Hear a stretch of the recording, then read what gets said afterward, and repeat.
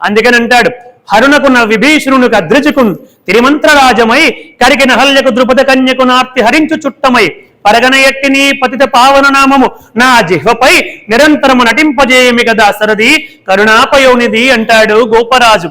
ఆలంచును మెడకట్టి దానికి నపత్య శ్రేణి కల్పించి తద్బాలావ్రాతమునిచ్చు పుచ్చుకును సంబంధము గావించి యా మాలాకోటిని బాంధవంబనడి ప్రేమను కొందరు త్రిప్పగా శీలమర్చనట్ల సిగితివో శ్రీకాళహస్తీశ్వర అంటాడు దూర్జటి మహాకవి.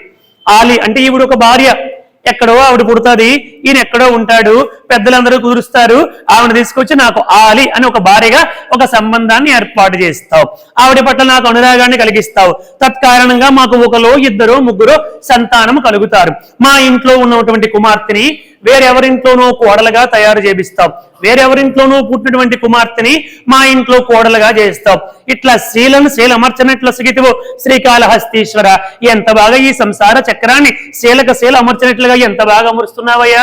కాబట్టి నా మనస్సు ఎప్పుడు కూడా అందులో మునిగిపోకుండా నీ పాదార విందముల దగ్గర సంలగ్నమైనట్టుగా చేయవయ్యా శ్రీకాళహస్తీశ్వర అంటూ ప్రార్థన చేశాడు దూర్జటి మహాకవి.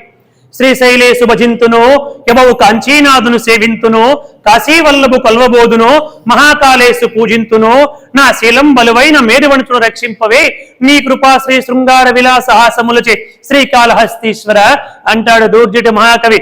అంటే ఇలా మహాత్ములు కవులు అనేక రూపాల్లో గొప్ప గొప్ప జ్ఞానాన్నంతా కూడా ఈ లోకానికి మనందరం కూడా బాగుపడాలని మనము తరించాలని గొప్ప విషయాలు అందించారు.